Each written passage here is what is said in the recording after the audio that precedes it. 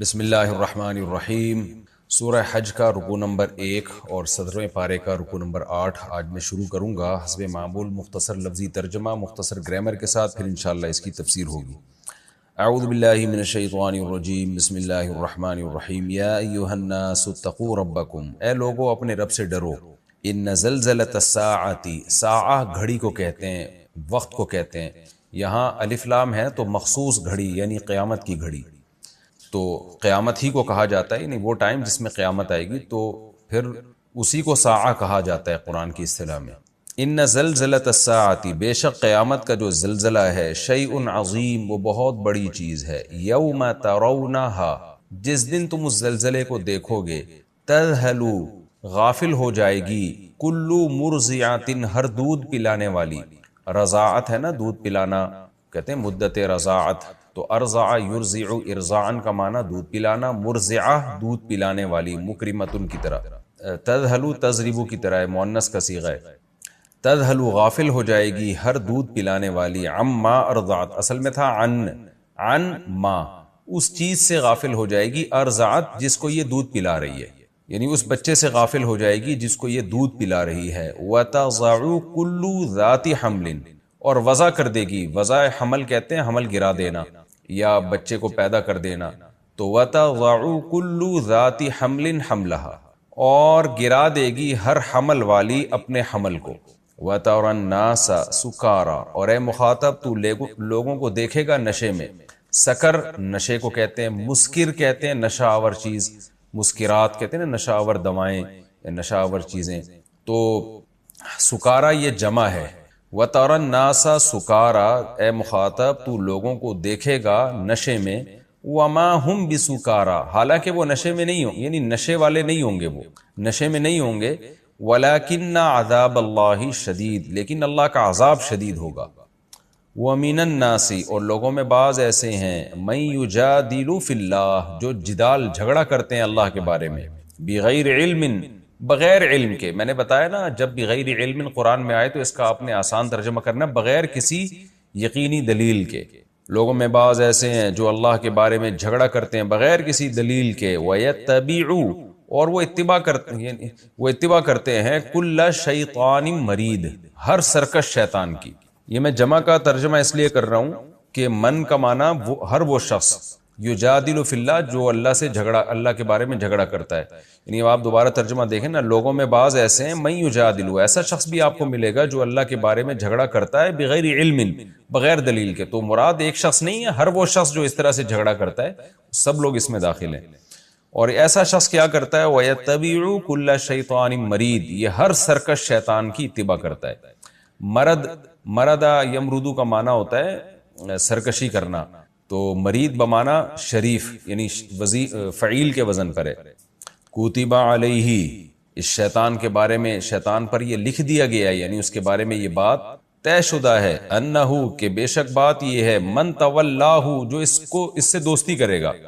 تولا کا معنی، تولا یعنی دوستی رکھنا کسی سے، جو شیطان سے دوستی رکھے گا، فانہو، تو یہ بات طے ہے کہ یہ شیطان جو ہے، یضلہ، اس کو گمراہ کر دے گا، وَيَهْدِيهِ، اور شیطان اس کی رہنمائی کرے گا، إِلَىٰ عَذَابِ السَّعِيرِ، بھڑکتی ہوئی آگ کے عذاب کی طرف۔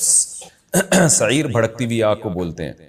یا ایھا الناس، اے لوگو، ان کنتم، اگر ہو تم، فی ریب، شک میں، من البعث، دوبارہ پیدا ہونے سے، بعث کا معنی اٹھنا، یعنی قبروں سے اٹھنے کے بارے میں اگر تم شک میں ہو، فَإِنَّا خَلَقْنَاكُمْ، فَإِنَّا اصل میں تھا فَإِنَّنَا، تو بے شک ہم نے، خلقناکم، پیدا کیا ہے تم کو، من تراب، مٹی سے، ثم من نطفہ، پھر منی کے قطرے سے، ثم من علقہ، پھر جمے ہوئے خون سے، ثم من مضغہ، پھر مضغہ کہتے ہیں بوٹی، مضغہ یمضغ کا معنی ہوتا ہے چبانا، تو مضغہ یمضغ چبانا، تو مضغہ وہ بوٹی جو چبائی جاتی ہے، ہم سالن سے بوٹی اٹھاتے ہیں نا تو کہ وہ بھی چبائی جاتی ہے، اس لیے اس کو بھی مضغہ، تو یہاں مراد کیا ہے، گوشت کا ٹکڑا۔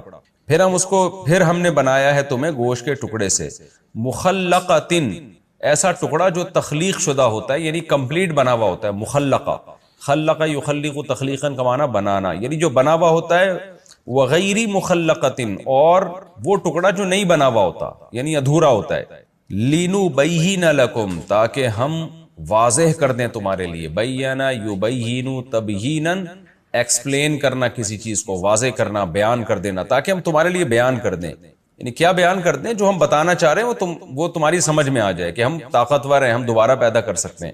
وَنُقِرُّ فِي الْأَرْحَامِ اور ہم قرار میں رکھتے ہیں، اقر یقر اقراراً، یہاں قرار سے ہے یہ لفظ، تو وَنُقِرُّ فِي الْأَرْحَامِ اور ہم رحموں میں، یعنی عورت کے رحم، اس کی جمع ارحام، یعنی اس ٹکڑے کو ہم ارحام میں قرار دیتے ہیں، ما نشاء جتنا ہم چاہتے ہیں، ما وقت کے معنی میں بھی آتے ہیں، جتنے ٹائم تک ہم چاہتے ہیں، الی اجل مسمی، اور اس کو پھر ہم یعنی وَنُقِرُّ فِي الْأَرْحَامِ، سوری یہ ما وقت کے معنی میں نہیں ہے کیونکہ آگے اجل کا لفظ صراحتاً آ رہا ہے، وَنُقِرُّ فِي الْأَرْحَامِ مَا نَشَاءُ پھر ہم جس کو چاہتے ہیں، یعنی جس گوشت کے ٹکڑے کو چاہتے ہیں یا جس نطفے کو ہم چاہتے ہیں، ہم اسے رحم میں قرار دیتے ہیں، الی اجل مسمی ایک متعین وقت تک کے لیے، ثم نخرجکم طفلا پھر ہم تمہیں نکالتے ہیں، اخراج کرتے ہیں تمہارا رحم سے، طفلاً بچہ بنا کے، طفل عربی میں بچے کو کہتے ہیں، اطفال اس کی جمع آتی ہے،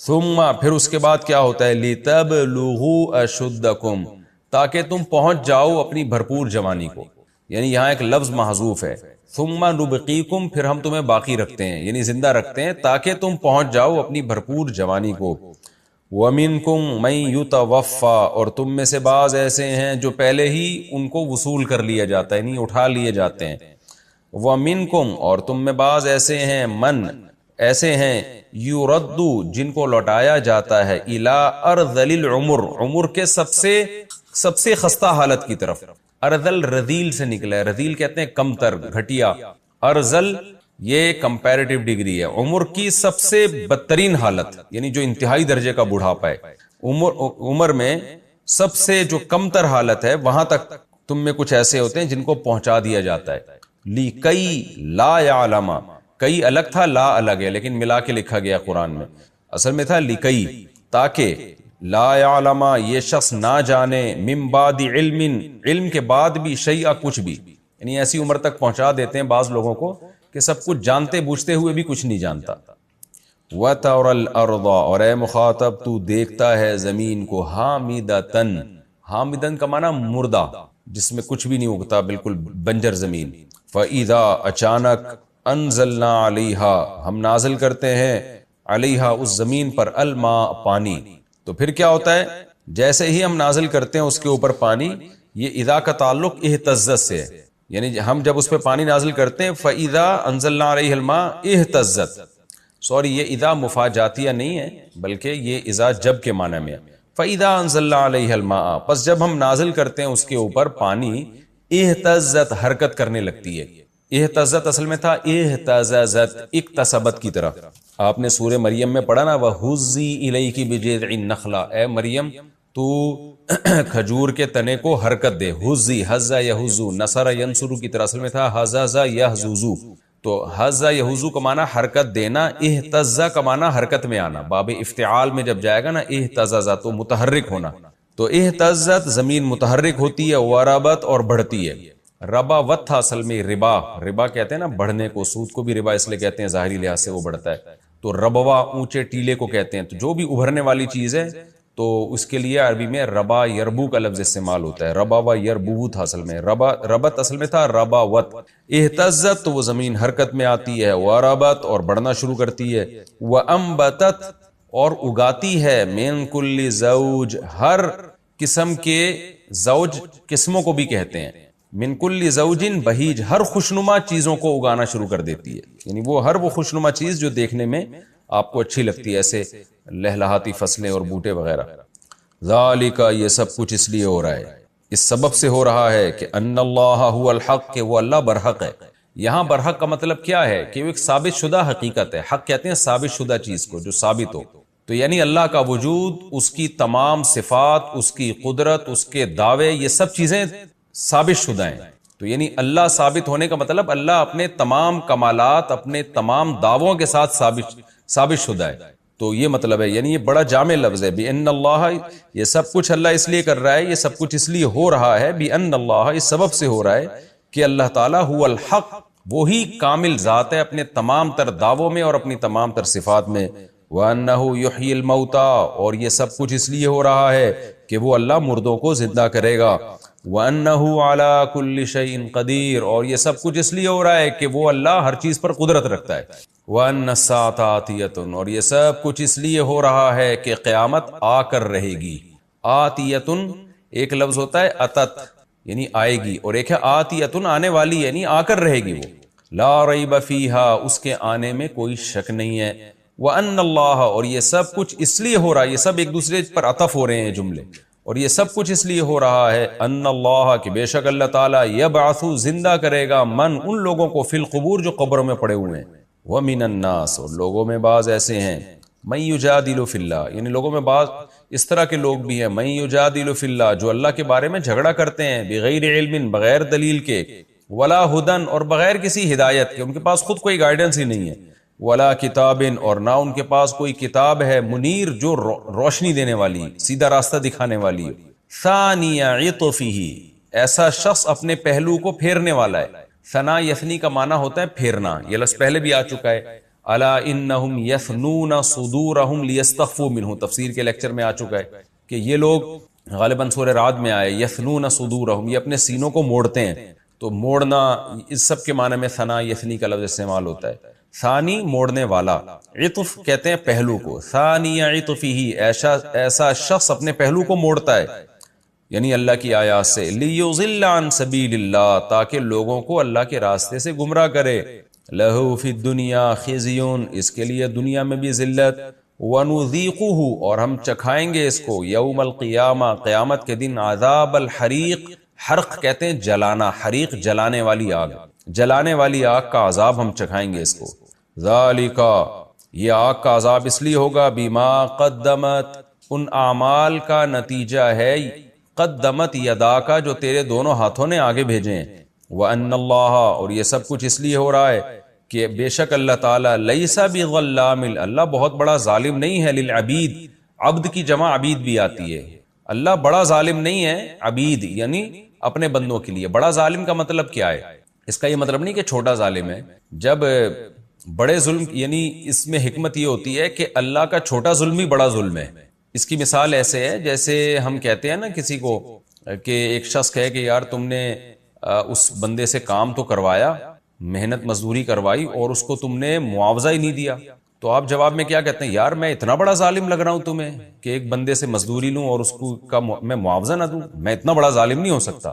تو یہاں جو یہ کہا جاتا ہے نا میں اتنا بڑا ظالم، اس کا مقصد یہ نہیں کہ میں چھوٹا ظالم ہوں، مطلب یہ کہ میری نظر میں یہ بہت بڑا ظلم ہے کہ ایک بندے سے آپ نے محنت لی اور اس کو اجرت نہ دی. تو اس لیے اللہ کے لیے یہ بہت بڑا ظلم ہے کہ کوئی بندہ نیکی کرے اللہ اس کو بدلہ نہ دے، یا جرم کرے اور اللہ اس کو اس کے جرم سے زیادہ سزا دے دے. تو اس لیے اللہ کہتے ہیں میں اتنا بڑا ظالم نہیں ہوں جیسے تم سمجھ رہے ہو. تو مقصد یہ ہوتا ہے کہ بالکل بھی ظالم نہیں ہوں. یہ جناب مختصر لفظی ترجمہ ہو گیا. اب ہم اس کی تفسیر کی طرف آتے ہیں. بہت عجیب انداز ہے سورت کے شروع ہونے کا. اے لوگو اتقوا ربکم، اپنے رب سے ڈرو.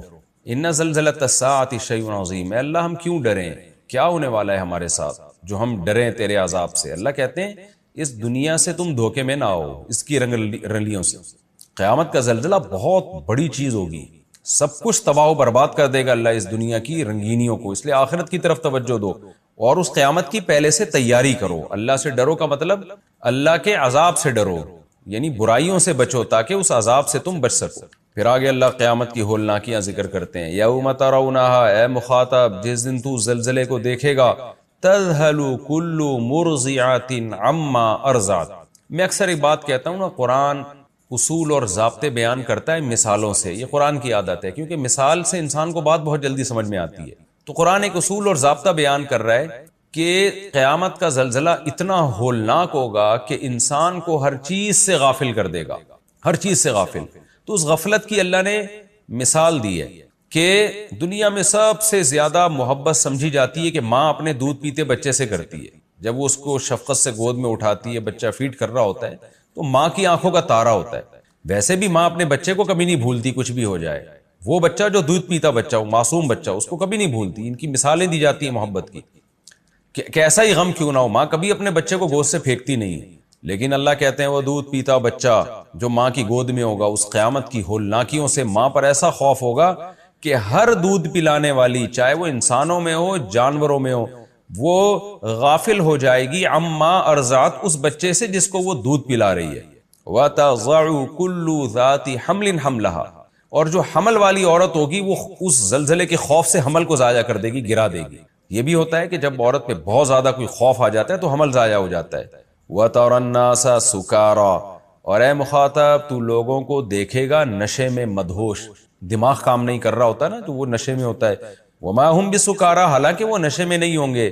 وَلَكِنَّ عَذَابَ اللَّهِ شَدِيد، لیکن اللہ کا عذاب بہت سخت ہوگا، اتنا سخت عذاب ہوگا کہ لوگوں کے ہوش اڑا دے گا۔ وَمِنَ النَّاسِ مَن يُجَادِلُ فِي اللَّهِ، کون سی چیز ہے جو ہمارے دل میں اللہ کا ڈر نہیں پیدا ہونے دیتی؟ یہی ہے کہ ہمیں آخرت کا خوف نہیں ہے، ہم قیامت کی ہولناکیوں کو مانتے نہیں ہیں، بار بار ایک ہی چیز کو ہم لے کے بیٹھے رہتے ہیں کہ بھائی ہم جب مر کے ختم ہو گئے اور مٹی ہو گئے تو کون سا دوبارہ اس کائنات میں ایسا دھماکہ ہوگا کہ ہم سب ایک دھماکے کے ساتھ قبروں سے اٹھ کھڑے ہوں گے۔ اس لیے اللہ نے فرمایا کہ کچھ لوگ جب میری جب یہ آیات آتی ہیں تو مشرکین میں اور کافروں میں، ملحدوں میں، ایتھیس لوگوں میں ایسے لوگ ہیں جو بغیر دلیل کے الزامات لگانا شروع کر دیتے ہیں، یعنی ان کے پاس کوئی ہدایت نہیں ہے، کوئی ان کے پاس ان کے دعوے کے برحق ہونے کی کوئی دلیل نہیں ہے، بلکہ ان کے دعوے کے غلط ہونے کی دلیل ہے۔ اس کے باوجود وہ دعویٰ کرتے ہیں اور اللہ کے بارے میں جھگڑتے ہیں۔ وہ کیا جھگڑا کرتے ہیں؟ وَمِنَ النَّاسِ، لوگوں میں ایسے لوگ بھی ہیں، مَن يُجَادِلُ فِي اللَّهِ، جو اللہ کے بارے میں جھگڑتے ہیں۔ یعنی اللہ کے بارے میں کیا مطلب؟ کہ اللہ کی باتوں کے بارے میں اللہ جو کچھ کہہ رہا ہے اس کو مانتے نہیں ہیں، بغیر علم، بغیر دلیل کے۔ یعنی یہ کوئی دلیل تو نہیں ہوئی نا کہ جب مٹی ہو جائیں گے تو کون زندہ کرے گا، تو یہ کوئی دلیل تو نہ ہوئی نا۔ وَيَتَّبِعُ، اور وہ اتباع کر رہے ہوتے ہیں، کُلَّ شیطان، ہر شیطان، مرید مردود شیطان، سرکش شیطان، جو ویسے ہی خدا کا باغی ہے۔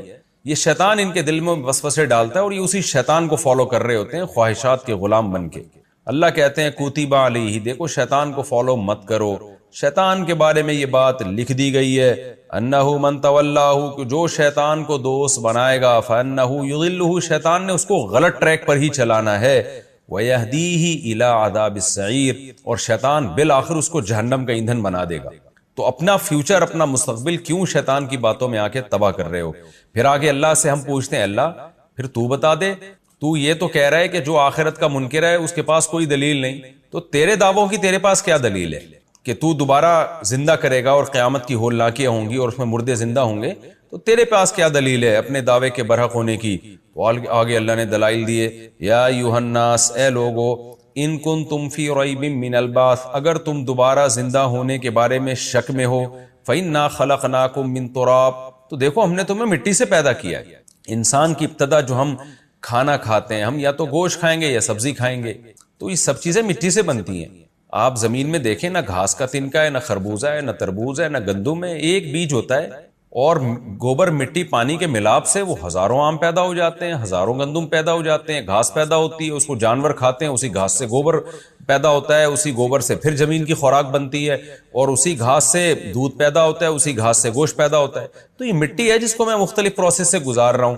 تو اللہ کہتے ہیں تم یہ چیزیں اپنی آنکھوں سے نہیں دیکھتے۔ ان کنتم فی ریب من البعث فإنا خلقناکم من تراب، ہم نے فرسٹ ٹائم، پہلی مرتبہ، یعنی تمہارے پروسیس کی جو ابتدا ہے وہ مٹی سے ہوتی ہے، ثم من نطفہ، پھر اس کے بعد نطفے سے ہوتی ہے، یعنی اسی مٹی کو جب مرد کھاتا ہے اور عورت کھاتی ہے، یعنی جو مختلف شکلوں میں اللہ اس کو پھلوں میں بنا کے پھر اس سے اسپم بنتے ہیں جس کو اللہ نطفہ کہہ رہا ہے، تو اسی مٹی سے پھر ہم تمہیں نطفے سے بناتے ہیں، ثم من علقہ، پھر ہم تمہیں جمے ہوئے خون سے بناتے ہیں۔ بلڈ آ جاتا ہے نا جب ماں کے پیٹ میں جاتے، جیسے آپ نے انڈے میں دیکھا ہوگا، جو فرٹائل انڈا ہوتا ہے، رکھے اس میں بلڈ آنا شروع ہو جاتا ہے، بچہ بننے کا جب پہلا پروسیس ہے نا تو بلڈ بنتا ہے اس میں۔ ثم من علقہ، تو ہم پھر کیا کرتے ہیں، گوشت کے، یعنی جو جمع ہوا خون ہے نا، لٹکا ہوا، علقہ میں تعلیق کا معنی پایا جاتا ہے۔ بچہ جو ہے نا ماں کے رحم میں، ایسے جیسے درخت کی جڑیں ہوتی ہے نا اور زمین سے درخت پیوست ہوتا ہے، تو ایسے ہی بچہ ماں کے پیٹ میں اس کی جڑیں گھسی ہوئی ہوتی ہیں، لٹکا ہوا ہوتا ہے وہ، تو اس لیے قرآن نے اس کے لیے علقہ کا لفظ استعمال کیا، جمع ہوا خون جو لٹکا ہوا ہوتا ہے۔ ثم من مضغہ، اس کے بعد ہم تمہیں بناتے ہیں گوشت کے ٹکڑے سے۔ دیکھیے یہ قرآن کی بلاغت ہے کہ قرآن ہر لفظ کے لیے ثم کا لفظ استعمال کر رہا ہے، ہونا تو یہ چاہیے تھا قرآن یہ کہتا کہ اے لوگوں ہم تمہیں بناتے ہیں مٹی سے اور نطفے سے، اور پھر اس نطفے کو ہم علقہ میں اور علقہ کو مضغہ میں تبدیل کر دیتے ہیں. ہونا تو یہ چاہیے تھا نا. لیکن قرآن کیا کہہ رہے ہیں؟ ہم تمہیں مٹی سے بناتے ہیں، ہم تمہیں جمے ہوئے خون سے بناتے ہیں، ہم تمہیں بوٹی سے بناتے ہیں. یعنی ایک ایک پروسیس کو اللہ الگ الگ بیان کر رہا ہے کہ ان میں کوئی بھی چیز انسان کے مشابہ نہیں ہے. یعنی اگر تمہیں یہ شک ہے نا کون ہمیں دوبارہ پیدا کرے گا، تو اللہ کہہ رہے ہیں مٹی کو دیکھو، اپنے آپ کو دیکھو، ہم نے تمہیں مٹی سے بنایا. پھر منی کے قطرے کو دیکھو، اپنے آپ کو دیکھو، ہم نے تمہیں اس سے بنایا.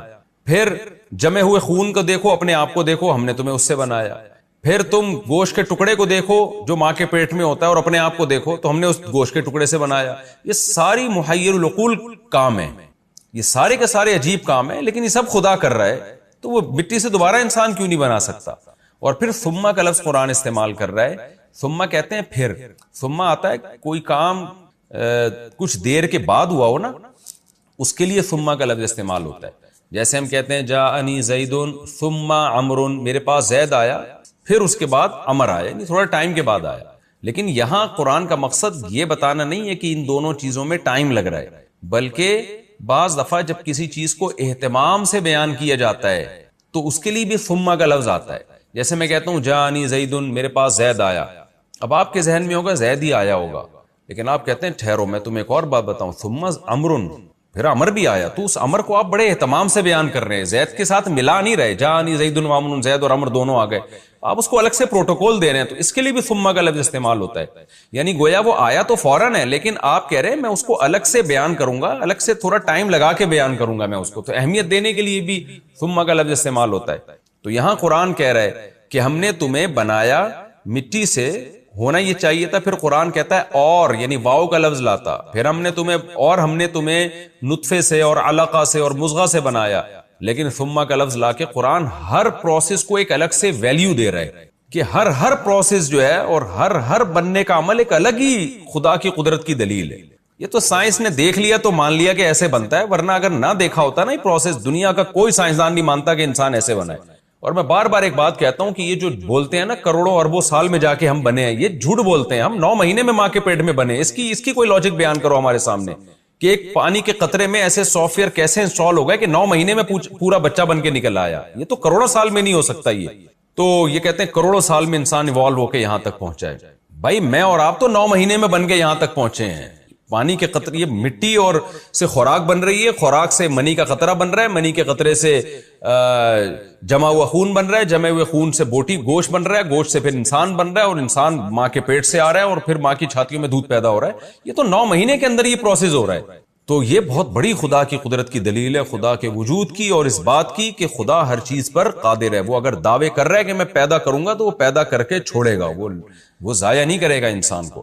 اس لیے اللہ تعالیٰ فرماتے ہیں ثم من مضغہ، پھر ہم نے تمہیں پیدا کیا گوشت کے ٹکڑے سے، مخلقتین، اس گوشت کے ٹکڑے میں کچھ پورے بن جاتے ہیں اور کچھ ادھورے بنتے ہیں، جس کی وجہ سے بچہ معذور پیدا ہوتا ہے. تو معذور کو بھی ہم پیدا کرتے ہیں، اور ہم جو معذور نہیں ہوتے ان کو بھی پیدا کرتے ہیں. یہ سارے کام ہم کیوں کر رہے ہیں؟ لِنُبَيِّنَ لَكُمْ، تاکہ ہم تمہارے لیے واضح کر دیں اپنی قدرت، اپنی طاقت، اپنا وجود. یعنی اللہ چاہتا تو کروڑوں سال میں بھی انسان کو پیدا کر سکتا. میں اور آپ ہوتے اور ہم کہتے کہ ہم کروڑوں سال پہلے بنے تھے، اور ارتقا کرتے کرتے زمانے کے لحاظ سے اپنے آپ کو ایوالو کرتے کرتے ہم یہاں تک پہنچے ہیں. تو اللہ ایسے بھی بنا سکتا تھا، ہم کنفیوژن میں پڑ جاتے کہ پتہ نہیں کسی نے بنایا ہے، خود سے بنے. لیکن اللہ کہتا ہے میں 9 مہینے کے اندر یہ پروسیس کر کے تمہیں دکھا دیتا ہوں. یہ سب کچھ اس لیے لِنُبَيِّنَ لَكُمْ، یہ ہم اپنے دعووں کی دلیل دینے کے لیے ہم نے یہ کیا ہے. کسی اور طریقے سے بھی انسان بن سکتا تھا، لیکن ہم تمہارے سامنے بنا رہے ہیں کہ دیکھو اس طریقے سے ٹھک ٹھک انسان بنتے چلے جا رہے ہیں. کیا عجیب انداز ہے خدا کا، اور کیا عجیب قدرت ہے. لِنُبَيِّنَ لَكُمْ، تاکہ ہم تمہارے سامنے بیان کریں. خدا کی قسم دنیا میں کوئی مذہبی کتاب، کوئی آسمانی کتاب اتنی وضاحت سے اپنے دعووں کو ایکسپلین نہ کرتی ہے، نہ کر سکتی ہے جیسے قرآن کرتا ہے. آپ ہندوؤں کی مذہبی کتابوں کو دیکھو، آپ دیگر کتابوں کو دیکھو، مذہبی کتابوں کو، ہے ہی نہیں کسی کے پاس ایسی رہنمائی. لہذا دنیا، انسان جو ہے وہ کوئی سائنس کی بھیٹ چڑھ چکا ہے. ایسے نظریات سائنس کے جو ثابت نہیں ہیں، بس تھیوریز ہیں، ہوائی باتیں ہیں. کسی نے اپنے آپ کو اس میں پڑھ کے گمراہ کر دیا، کسی نے اپنے آپ کو باطل مذہبوں کی پیروی میں جا کے گمراہ کر دیا. صرف حق صرف قرآن ہی بیان کرتا ہے. تو قرآن کہتا ہے لِنُبَيِّنَ لَكُمْ، تاکہ ہم تمہارے سامنے واضح کر دیں. وَنُقِرُّ فِي الْأَرْحَامِ مَا نَشَاءُ، اور ہم جس کو چاہتے ہیں رحم میں اس کو قرار دے دیتے ہیں، اس نطفے کو. إِلَىٰ أَجَلٍ مُّسَمًّى، ایک وقت متعین تک، جو بچے کی ولادت کا وقت ہے. ثُمَّ، اس کے بعد پھر کیا ہوتا ہے؟ نُخْرِجُكُمْ، ہم نکالتے ہیں تم کو طفلاً، بچہ بنا کے. یعنی یہ کتنا عجیب پروسیس ہے. وہ کیا تھا اور نکل کیا رہا ہے، بالکل انسان بن کے، آنکھیں ناک کان دل دماغ جگر بچہ بنا کے نکالتے ہیں. ثم، پھر ابھی یہ قدرت ختم نہیں ہوئی ہے. لِتَبْلُغُوا أَشُدَّكُمْ، تاکہ تم پہنچ جاؤ جوانی کو. یعنی ہم تمہیں باقی رکھتے ہیں تاکہ تم پہنچ جاؤ بھرپور جوانی کو. تو اپنی جوانی اور اس بچپن کو دیکھو کیسی پاور آ جاتی ہے تمہارے اندر. یعنی ہر پروسیس جو مٹی سے شروع ہوا تھا اس کا ہر اسٹیپ عجیب سے عجیب تر ہے. پھر کیا ہوتا ہے؟ اللہ فرماتے ہیں دو طرح کے اور لوگ بھی ہوتے ہیں، کچھ تو بھرپور جوانی کو پہنچتے ہیں اور اس میں مر جاتے ہیں، اور کچھ ایسے ہوتے ہیں جو جوانی سے پہلے ہی مر جاتے ہیں، اور کچھ ایسے ہوتے ہیں جن کو انتہائی بڑھاپے تک پہنچاتا ہوں. وَمِنْكُمْ مَن يُتَوَفَّى، کچھ ایسے جو مر جاتے ہیں یعنی جوانی سے پہلے ہی مر جاتے ہیں. وَمِنْكُمْ مَن يُرَدُّ، اور تم میں سے کچھ ایسے ہیں جن کو لوٹایا جاتا ہے إِلَىٰ أَرْذَلِ الْعُمُرِ، عمر کے انتہائی رذیل حصے تک، انتہائی خستہ حصے تک. لِكَيْ لَا يَعْلَمَ مِن بَعْدِ عِلْمٍ شَيْئًا، تاکہ وہ نہ جانے علم کے بعد بھی کچھ. یعنی ایسا بڑھاپا ہوتا ہے کہ سب کچھ جانتے ہوئے بھی انسان کچھ نہیں جانتا، بچپنے کی طرف لوٹ آتا ہے. یہاں لام عاقبت کے لیے، یعنی ہم انتہائی بڑھاپے کی طرف اس کو لوٹا دیتے ہیں. لِكَيْ لَا، جس کا نتیجہ یہ نکلتا ہے، جس کا انجام یہ ہوتا ہے، لَا يَعْلَمَ مِن بَعْدِ عِلْمٍ شَيْئًا، کہ علم کے بعد بھی کچھ نہیں پتا چلتا. یعنی یہ بھی ہمارے انسانی باڈی پہ تصرفات ہیں. سائنس تو صرف لاجک تلاش کرتی ہے کہ ایسا کیوں ہوتا ہے، لیکن کر تو اللہ رہا ہے نا. وہ لاجک کا پیدا کرنے والا بھی تو اللہ ہے. یعنی انسان ایسے خدا کے ہاتھ میں ایک کھلونا ہے کہ اللہ کہتے ہیں اتنا پڑھا لکھا ہونے کے باوجود، جاننے بوجھنے کے باوجود، بڑھاپے میں ایسا بچوں کی طرح ہو جاتا ہے. کچھ نہ پتا اس کو، یہ نہیں یاد رہتا میں نے کیا کھایا کیا پیا. ہم نے تو بوڑھوں کو دیکھا ہے نا، ان کو قبلے کا ہی نہیں پتا چلتا. 70-80 سال جس قبلے کی طرف رخ کر کے نماز پڑھی ہے وہ بھول جاتے ہیں. کبھی ادھر رخ کر کے نماز پڑھ رہے ہیں، کبھی ادھر. تو اللہ کہتے ہیں سب کچھ آنے کے بعد بھی غافل ہو جاتا ہے انسان. یہ ہماری قدرت کے تصرفات ہیں. وَتَرَى الْأَرْضَ، اللہ کہتے ہیں یہ تو تیری ذات میں جو میری قدرت تھی نا وہ میں نے تجھے دکھائی ہے. آج ذرا زمین کی طرف چلتے ہیں. وَتَرَى الْأَرْضَ، اور اے مخاطب تو زمین کو دیکھتا ہے، حامدتاً، بجھی پڑی ہوئی ہے، مردار پڑی ہوئی ہے. اگر کوئی سائنسدان کہے نا، کسی سائنسدان کو وہاں لے کے جاتا اور پوچھتا کہ بتا اس میں سے خربوزے تربوز پیدا ہو سکتے ہیں، ساری دنیا کے سارے سائنسدان وہ لاکھوں سال لگے رہتے اور کہتے ہیں یہاں سے کچھ نہیں پیدا ہو سکتا، ممکن ہی نہیں ہے. لیکن سب دیکھ رہے ہیں اپنی آنکھوں سے، بیجوں سے چیزیں پیدا ہوتی ہوئی، بیج بنتے ہوئے، اس لیے سب نے مان لیا کہ جی اس طرح سے ہو سکتا ہے، ورنہ کوئی بھی نہیں مانتا. یہ تو اللہ کی قدرت تم نے دیکھ لی ہے. اس لیے قرآن کہتا ہے وَتَرَى الْأَرْضَ حَامِدَةً، تو دیکھتا ہے زمین بجھی پڑی ہوئی ہے، کوئی پھل پھول بیل بوٹے درختوں کے نکلنے کا، کیونکہ آپ کھود کے دیکھو تو کچھ ہے ہی نہیں اندر، تو نکلے گا کہاں سے. لیکن اللہ فرماتے فَإِذَا أَنزَلْنَا عَلَيْهِ الْمَاءَ، ہم جب نازل کرتے ہیں اس کے اوپر پانی، اہتز، صرف پانی سے یہ تصرفات آتے ہیں، حرکت کرنا شروع کر دیتی ہے. کیا قدرت کی کلاکاریاں اس کے اندر ظاہر ہوتی ہیں.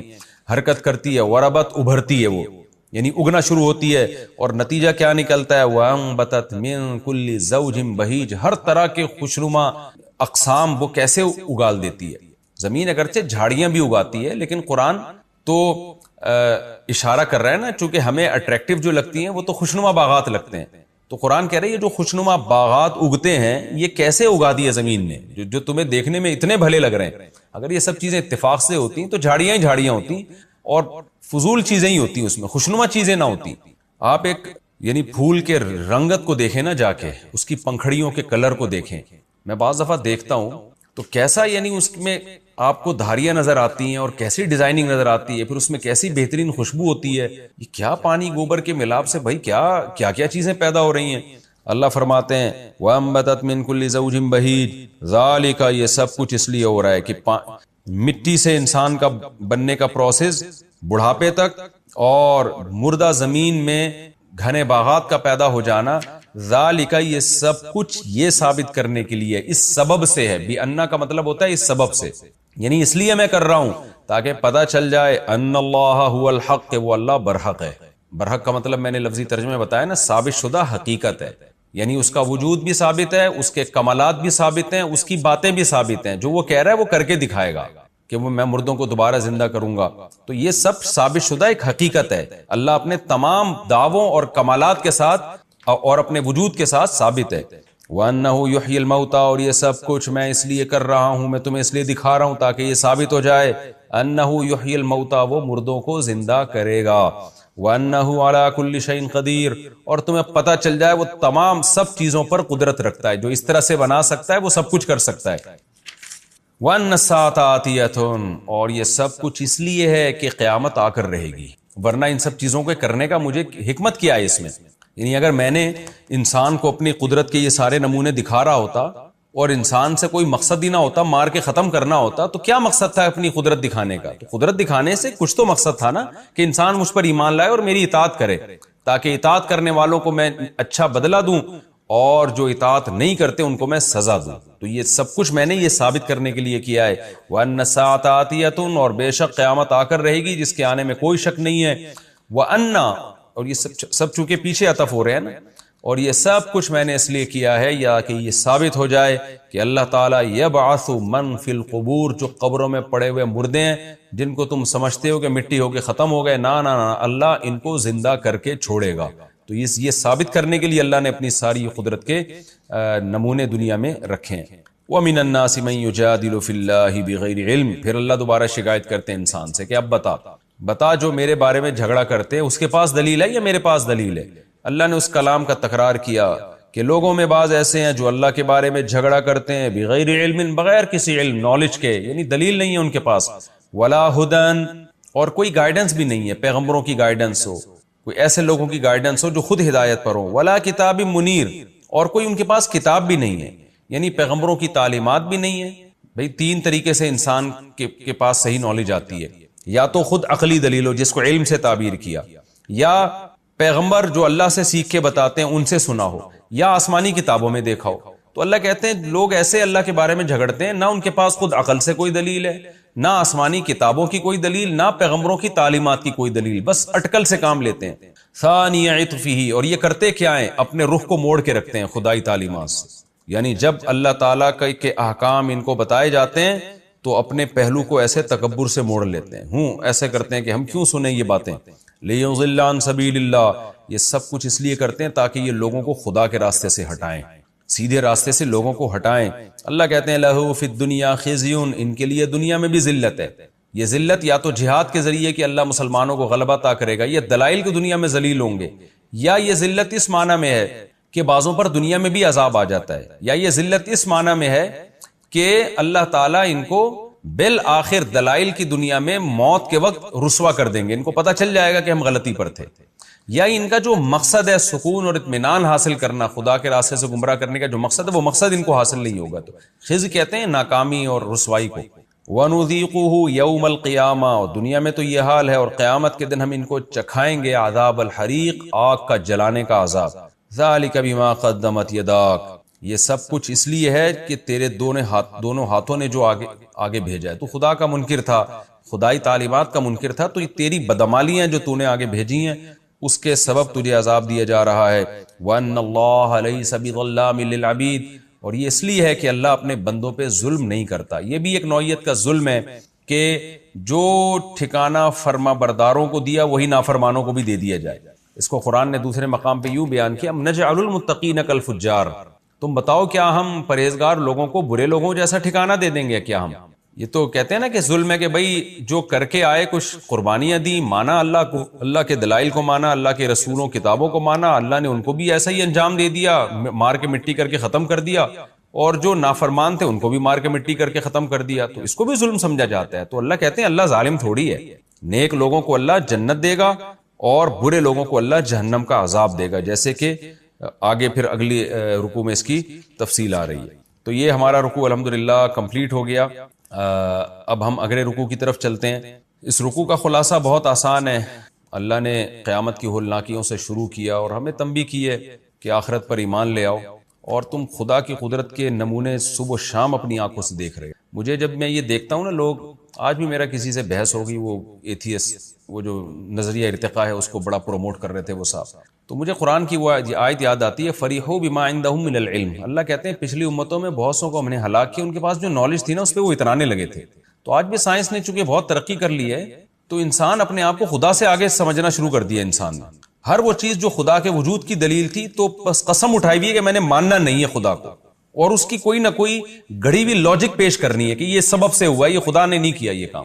یہی ہو رہا ہے کہ آپ نے ایسا خدا کو اپنی ڈکشنری سے نکالا ہے کہ آپ اسی میں الجھ کے رہ گئے، اسی کائنات کی تحقیق میں. حالانکہ یہ تو آپ کے لیے بنی تھی اور تاکہ آپ خدا کو پہچانیں. خدا کی پہچان کا عنصر نکال دیا اور اس کائنات سے لذتیں اور فائدے اٹھانے والا عنصر وہ انسان نے لے لیا، جس کو ہم عرف میں کہتے ہیں نا میٹھا میٹھا ہپ ہپ اور کڑوا کڑوا تھو تھو. تو اتنا فائدہ انسان سائنسی ترقی سے اس کائنات سے اٹھا رہا ہے کہ جو مزے کی چیزیں وہ لے لی اور جو خدا تک پہنچانے والی، خدا کی فرما برداری پہ لانے والی، اس کو اس نے بالکل اگنور کر دیا. اگلے رکوع کی طرف ہم چلتے ہیں جی. مختصر لفظی ترجمہ ہوگا، مختصر گرامر ہوگی، اور پھر اگر وقت بچا تو تفسیر کی طرف آئیں گے، ورنہ صرف اس 5 منٹ میں انشاءاللہ اس کا ترجمہ کمپلیٹ کرتا ہوں.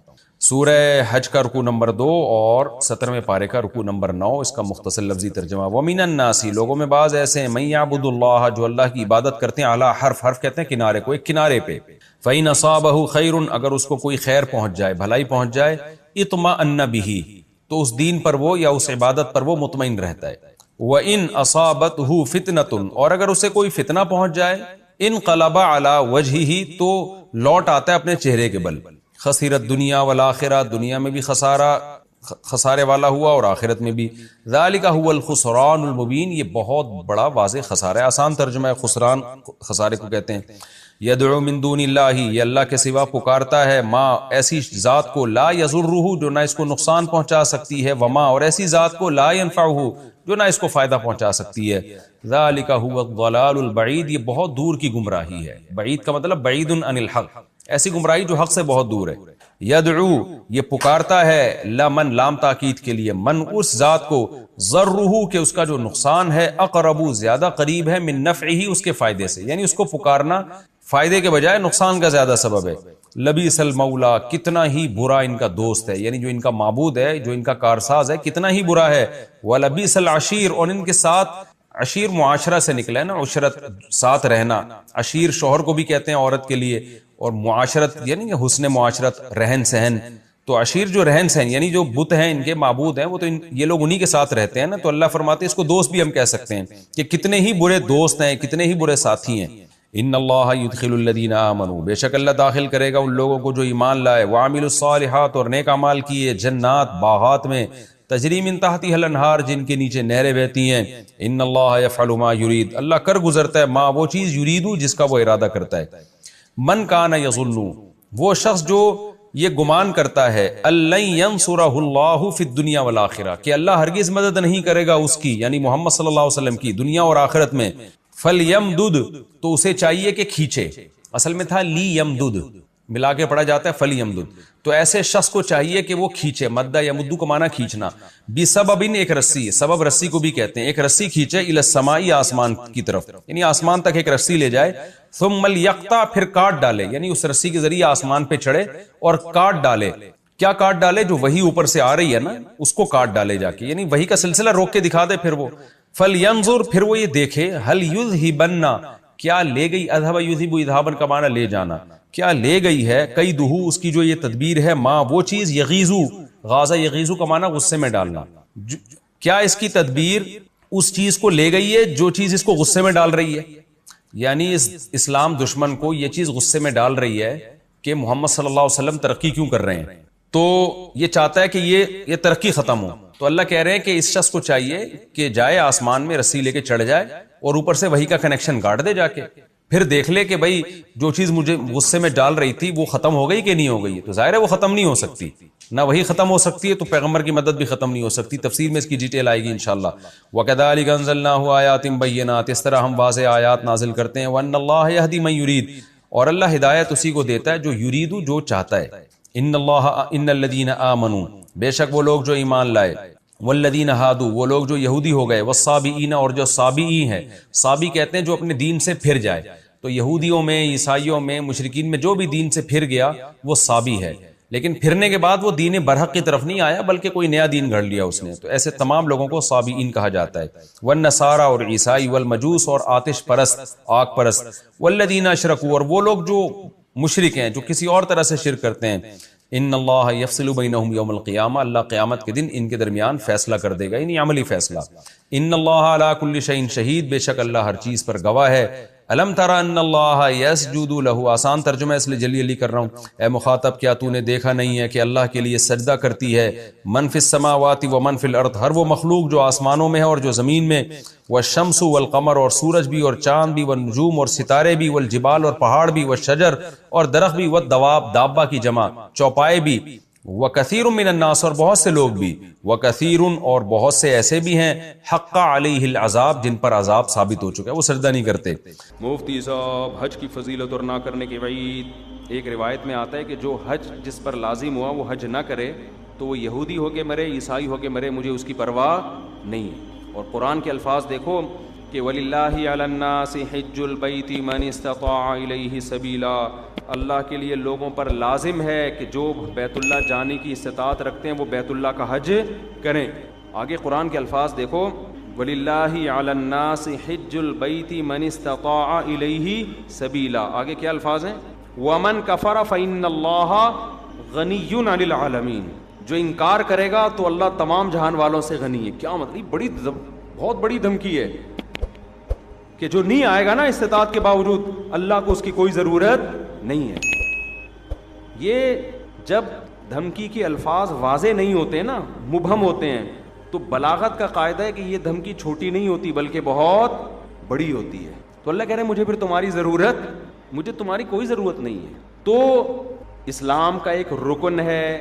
آج کیا ہوتا ہے، میں حج پہ جب گیا تھا، افسوس کے ساتھ کہنا پڑتا ہے کہ سارے بڈھیاں آ رہی ہوتی ہیں حج کے لیے. ٹھیک ہے، اللہ ان کو اس عمر میں توفیق دے رہا ہے، اچھی بات ہے. نہ آنے سے بہتر تھا کہ چلو اب آ گئے.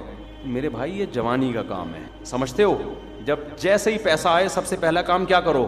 حج کرو. اس کو ڈیلے کرتے ہیں، سارے کاموں سے فارغ ہو کر، بچیوں کی شادیاں، اپنی بھی 4 ٹوٹل مکمل، سوری غلطی سے نکل گئی، اپنی بھی شادی ہو گئی. کچھ چیزیں میرے منہ سے غلطی سے نکل جاتی. اپنی بھی ایک شادی ہو گئی، اور پھر کیا ہے کہ وہ سارے بزنس سے فارغ ہو ہلا کے جب اب کرنے دھرنے کا کچھ بھی نہیں ہے، بیٹھا ہوا ہے. یار بوریت بہت ہو رہی. ارطغرل بھی ساری قسطیں ختم ہو گئیں، دیکھ لیا، کوئی نئی سیریز بھی نہیں آ رہی. وہ ڈرامہ چل رہا تھا وہ بھی ختم، نئی فلم بھی دیکھ لی، ٹھیک ہے نا. سب کچھ ہوا کہ کیا کریں یار. اب بیگم کو مشورہ دو، چلیں حج پہ نہ چلیں؟ چلو ٹھیک ہے، کہاں چلتے ہیں؟ حج پہ. ٹھیک ہے بھائی، ہم جو بڑھاپے میں بھی جا رہے ہیں، ہم خدا نہ خواستہ ان کو برا نہیں کہہ رہے. نیکی تو جس عمر میں کی جائے، جب اللہ قبول کر رہا ہے تو ہم کون ہوتے ہیں. لیکن یار تم باقی تو سارے کام تم نے جوانی کے لیے رکھے ہوئے ہیں، حج تم مؤخر کر رہے ہو جب ارطغرل ڈرامے کی ساری قسطیں ختم ہو جائیں گی. بری بات ہے نا یہ. جب آپ اللہ کے حکم کو ویلیو نہیں دو گے تو اللہ آپ کو ویلیو دے گا. دیکھو حج آپ کی زندگی پلٹ دیتا ہے، تو زندگی پلٹنے کی ضرورت جوانی میں ہے. جوانی میں چینج ہو گئے، آگے خیر کا بہت زیادہ موقع ملے گا، بہت موقع ملے گا. در جوانی توبہ کردن شیوائے پیغمبری. جوانی میں توبہ کرنا کس کا کام ہے؟ پیغمبروں کا کام ہے. تو حج میں انسان بعض دفعہ زندگی چینج ہو جاتی ہے اس کی. جب وہ اللہ کے شاعر دیکھتا ہے نا، وہاں پہ کیسا لاکھوں کا مجمع منا سے عرفات سے نکل کے مزدلفہ، چیونٹیوں کی طرح لوگ ہوتے ہیں. کیسی ایک اللہ کی نشانیاں نظر آتی ہیں وہاں پہ. کیسا دیوانوں کی طرح بیت اللہ کا طواف. بقرعید کے 3 دنوں میں جو طواف زیارت ہوتا ہے نا، اتنا رش پوری دنیا میں کہیں نہیں ہوتا. لاکھوں روپے لوگ خرچ کرنے کے گئے ہوئے اور اللہ کے گھر کے گرد گھوم رہے ہوتے ہیں. ذرا کبھی چھت سے کھڑے ہو کر حرم کی چھت سے دیکھا کریں، ایک انسانوں کا سمندر ہے اور وہ سارے بیت اللہ کے گرد دیوانہ وار گھوم رہے ہیں. یہ اسلام کی عظمت دیکھنے کا موقع ملتا ہے. اس سے انسان کے اندر دل تبدیل ہوتا ہے. حج میں بڑی قربانیاں دی جاتی ہیں، اور حج تو ہے ہی ساری دیوانگی. حج کے اکثر احکام ایسے جن کی بظاہر کوئی لاجک نہیں ہے. اللہ نے کہا میرے دیوانے بن کے آؤ، جیسے جیسے کہہ رہا ہوں کرتے چلے جاؤ. کیسے عجیب عجیب کام کروائے جاتے ہیں. سب سے پہلے ہم سے ہمارا لباس اتروا لیا. 3 پیس سوٹ اور ٹائی میں جو گھوما کرتے تھے، بالوں کی کٹنگ، اور ان کو 2 چادریں پہنائی جا رہی ہیں. اب انسان کے بچے بن کے آنا ہمارے گھر میں. اگر دیوانے ہو تو دیوانوں والا اسٹائل چاہیے. ابھی وہ جو آفس جس اسٹائل میں جاتے ہو نا، وہ والا اسٹائل بولو نہیں چلے. جو اللہ کے نیک بندے ہیں، جو اللہ کے حکم کے سامنے سر جھکانا جانتے ہیں، اللہ سے ان احکامات کی لاجک نہیں پوچھتے. جیسے شیطان نے پوچھا تھا نا کیوں سجدہ کروں میں آدم کو, وائے, تو یہ نہیں پوچھتے. ابراہیم علیہ السلام کو اللہ نے حکم دیا بیٹے کو ذبح کرو, یہ حکم بظاہر زیادہ اللاجیکل تھا کہ معصوم بیٹے کی گردن کاٹنے کا حکم دیا جا رہا ہے. شیطان کو جو حکم دیا سجدہ کرو, یہ اتنا اللاجیکل نہیں تھا, لیکن شیطان نے کہا اس کی لاجک کیا ہے, میری سمجھ میں نہیں آ رہا, میں آگ سے بنا ہوں, یہ مٹی سے, میں کیوں سجدہ کروں.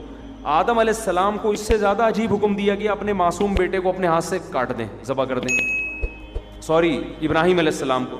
لیکن ابراہیم علیہ السلام نے اس کی لاجک بولو نہیں پوچھی. کہا بیٹا مجھے اللہ نے حکم دیا ہے تجھے کاٹ دوں. بیٹے نے کہا جب اللہ کا حکم ہے تو بھائی ہم کیا کہہ سکتے ہیں, بھائی کاٹ دیں, آپ میرا گلا کاٹ دیں, ذبح کر دیں. تو حج ان احکامات کی بھی یادگار ہے. تو آپ جاتے ہیں حج پہ, وہاں آپ جانور ذبح کرتے ہو, آپ رمی کرتے ہو, وہاں شیطان نہیں ہے, وہ تو ایک نشانیاں ہیں 3, لیکن آپ پتھر مارتے ہو, رمی کرتے ہو. کیوں؟ ابراہیم علیہ السلام نے یہاں شیطان کو کنکریاں ماری تھی, جو آپ کو بہکا رہا تھا کہ اپنے بیٹے کو کیوں ذبح کر رہے ہو, کیا بگاڑا اس نے. ابراہیم علیہ السلام نے شیطان کو دلائل سے جواب نہیں دیا, پتھر اٹھا کے مارے. اللہ نے کہا تم جاؤ وہاں کنکریاں پھینکو. اب اے اللہ وہ تو ابراہیم علیہ السلام تھے, وہاں تو سچی مچی کا شیطان تھا, میں کیوں کنکریاں پھینکوں. تو اس کا مطلب جب آپ نے کیوں کر لیا تو آپ کس کی لسٹ میں آ گئے, شیطان کی. کیسا عجیب حکم ہے, جا کے 7 کنکریاں مارنی بھی ایسے ہیں. یا تو ہوتا نا وہ اٹھا کے مارو تو سمجھ میں آتا ہے, ایسے ایسے پھینکنی ہے جا کے.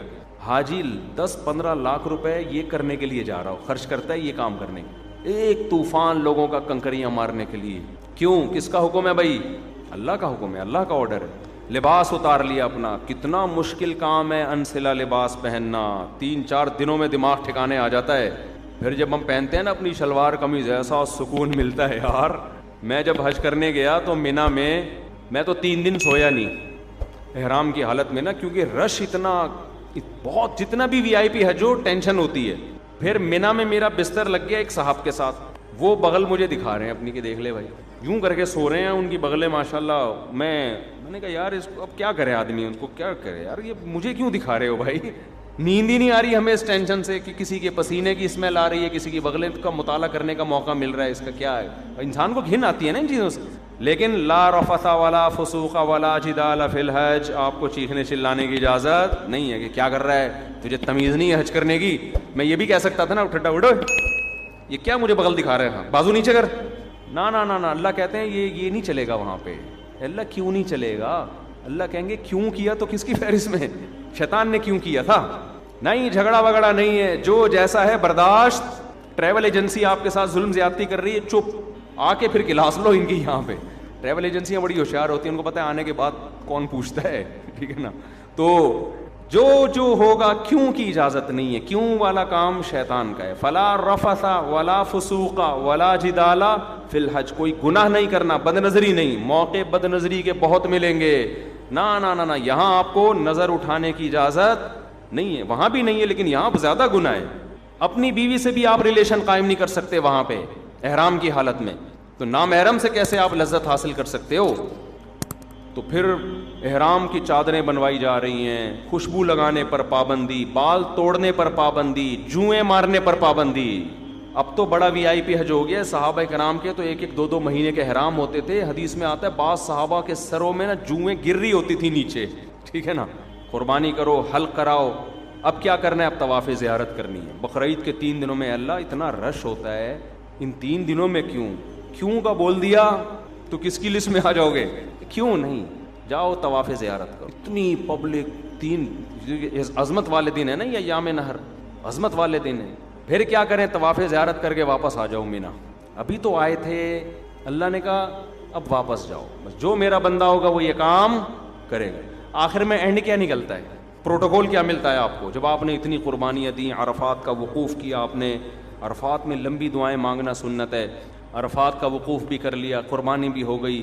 اس کے صلے میں اب ہو سکتا تھا اللہ تعالیٰ حکم دیتا کہ اب میرے بندوں کو مفت کھجوریں بانٹی جائیں, میری طرف سے آرڈر ہے. نا اللہ کہتے ہیں اب کیا ہوگا تمہارا ٹینٹ, جو تھوڑی بہت پرسنالٹی تھی بالوں کی وجہ سے, وہ بھی بولو جب وہاں سے آؤ گے سر چمک رہا ہوگا. لوگ کہیں گے یہ کیا ہو گیا, آپ جاتے ہوئے تو آپ ایسے اتنے حسین نہیں تھے. کچھ لوگ یہ شیئر ایسا ہی, لیکن یہ بات خوب سمجھ لیں, حج یا عمرے میں حلق کرانا, ٹینٹ کرانا ضروری نہیں ہے, قصر بھی کرا سکتے ہیں. ثواب 3 گنا زیادہ ہے حلق کرانے میں، سمجھتے ہو؟ لیکن قصر کرانا بھی کیا ہے، بال ایک پورے کے برابر چھوٹے کرنا بھی کیا ہے، جائز ہے۔ تو جو کام جائز ہوتا ہے اس پہ کسی کو ملامت نہیں کی جاتی۔ میں نے جب پہلی بار حج کیا، میرے اتنے بڑے بڑے بال تھے، میں نے ان بالوں کی قربانی دے کے ٹنڈ کرا لی۔ آپ کو پتہ ہے اتنے بڑے بال ہونے میں بڑا ٹائم لگتا ہے۔ ہم نے ٹنڈ کرائی، ہم نے کہا یار یہ سنت ایک دفعہ ہم زندہ کریں گے، حلق کی سنت۔ ٹنڈ کرا لی ہم نے، عمرے میں بھی ٹنڈ کرائی، حج میں بھی ٹنڈ کرائی۔ دوبارہ میں عمرے پر گیا، میں نے ٹنڈ نہیں کرائی، میں نے قصر کرا لیا۔ میں نے کہا چلو حلق کی سنت زندہ کر دی ایک دفعہ، اب ہم قصر کرا لیتے ہیں تاکہ گھر میں تھوڑی سی عزت ہو ہماری۔ اسی کی وجہ سے تھوڑی سی عزت گھر میں، شادی شدہ آدمی کی کہاں کیا عزت ہوتی ہے آپ کو پتہ ہے، تھوڑی سی بالوں کی وجہ سے عزت رہ گئی ہے، وہ بھی ٹنڈ کرا لی تو ختم ہو جائے گی، دہشت گردی کا جڑ سے خاتمہ ہو جائے گا۔ تو تھوڑی سی تو دہشت رہے نا، جڑ سے تھوڑی خاتمہ کرنا ہے دہشت گردی۔ خیر بہرحال ثواب حلق میں ہی زیادہ ہے، ٹنڈ کرانے میں ہی زیادہ ہے۔ لیکن میں نے کہا اب میں عمرہ کرتا ہوں تو حلق کراؤں گا، تو قصر کراؤں گا۔ قصر کرا لیا۔ جہاز میں لوگ تانے دے رہے تھے مجھے، یار آپ مولانا ہو، آپ نے عمرہ کیا ٹنڈ، یہ کیسا عمرہ ہے، یہ کیسا عمرہ ہے؟ تو یہ پھر شرعی حدود سے کیا ہے، زیادتی۔ جب اللہ نے اجازت دی ہے تو آپ کو ملامت کرنے کا حق، میں نے کہا اب تو میں قصر ہی کراؤں گا، کیونکہ آپ کو اعتراض کیوں ہو رہا ہے اس پہ، میری مرضی۔ تو اللہ سے آگے نکلنے کی کوشش نہ کریں۔ بعض دفعہ بعض لوگ، میں جب جدہ میں تھا تو وہاں میں نے دیکھا بہت سے لوگ یہاں 5-6 سال سے جاب کر رہے ہیں، عمرہ نہیں کر رہے۔ وہ میں نے کہا کیوں نہیں کرتے عمرہ یار، تمہارے تو حرم اتنا قریب ہے۔ کہہ رہے ہیں یار ٹنڈ کرانی پڑے گی، ہم نہیں کرا سکتے۔ میں نے کہا قصر کرا لو یار۔ بعض لوگ ٹنڈ نہیں کرا سکتے، ان کو وہ کہہ رہے ہیں یار نہیں ہم نہیں، وہ کہہ رہے ہیں ہم ٹنڈ میں بہت عجیب سے لگ رہے ہوتے ہیں۔ تو جب اللہ نے آپشن دیا ہے تو چلو، میں نے کہا یار بالوں کی قربانی نہ دو، یہ تو اللہ نے اجازت دی ہے نا، تو قصر کرا لو۔ تو ان کو پتہ ہی نہیں تھا کہ قصر بھی ہو سکتا ہے۔ تو اس لیے آپ حج عمرے سے اس وجہ سے رک جائیں کہ ٹنڈ کرانی پڑے گی، یہ غلط ہے۔ عمرہ کریں ٹنڈ سے، اگر آپ کو بہت زیادہ نفرت ہے تو بہتر تو یہی ہے کہ کرا لیں، قربانی دے دیں اللہ کی خاطر۔ لیکن اللہ نے آپشن دیا ہے کس کا، قصر کا بھی آپشن، ایک پورے کے برابر بال چاروں طرف سے کاٹ لیں تو بھی ٹھیک ہے۔ سمجھتے ہو؟ تو آئندہ اگر میں گیا تو میرا ارادہ ہے قصر کرانے کا، کہ قصر کرا لوں گا، تو ایسا نہ ہو میں عمرے سے یا حج سے آؤں آپ بولیں یار یہ تو ویسے جیسے گئے تھے ویسے، تو آپ کو اعتراض کا حق نہیں ہے۔ میرے بال، میری ٹنڈ، میری مرضی، میری جیب کے ریال پیسے، میں ٹنڈ کراؤں یا میں قصر کراؤں۔ ہو سکتا ہے ٹنڈ کرا لوں میں کہ یار قربانی دے دو، دہشت گردی کا جڑ سے خاتمہ، ایسی کی تیسی، بعد میں دیکھیں گے ہوتا کیا ہے، ہو سکتا ہے یہ بھی ہو جائے، ہو سکتا ہے قصر کر لیں۔ تو اپنے کسی کے ذاتی معاملات میں دخل انداز، کیونکہ میں پہلے جب عمرہ کیا نا، لوگ مجھے ہر آدمی یہ کیسا عمرہ ہے یار، آپ کے تو سر پہ اسی طرح بال لٹک رہے ہیں، یہ کیسا ہے عمرہ ہے یار، یہ کیسا ہے عمرہ ہے یار۔ تو اعتراض کرنے کی میرے بھائی اجازت نہیں ہے، یہ پھر بدعت ہو جائے گا۔ سمجھتے ہو؟ جس چیز کی اللہ نے اجازت دی ہے تو اس کو دیکھو۔ پیر جمعرات کا روزہ رکھنا سنت ہے نا، نہ رکھے تو آپ کیسے، کیوں نہیں رکھا بھائی سنت ہے ہی اسی لیے کہ کوئی دوسرا طنز نہ کر سکے۔ یار رمضان کا چھوڑ دے تو آپ پوچھیں یار فرض ہے، یہ کیسے چھوڑ دی، مسلمان ہو کے روزہ چھوڑ رہے ہو، سمجھتے ہو کہ نہیں سمجھتے؟ تو اس لیے میرے بھائی حج کے لیے پیسے جمع کیا کرو، حج پہ جایا کرو، یہ تو بڑی پیاری عبادت ہے، ایسی یونیک عبادت ہے، یہ دیوانوں کے لیے، اللہ سے محبت کرنے والوں کے لیے اس سے زیادہ ذائقے والی، لطف والی عبادت کوئی ہے نہیں۔ جب بھی کوئی غیر مسلم مسلمان ہوتا ہے، میرا تجربہ ہے، مشاہدہ ہے، اس کی سب سے پہلی خواہش ہوتی ہے کہ مجھے بیت اللہ کا حج مل جائے، کیونکہ اس کے دل میں اللہ کی خالص محبت ہے نا، تو اس کی خواہش ہوتی ہے کسی طرح بیت اللہ چلا جاؤں۔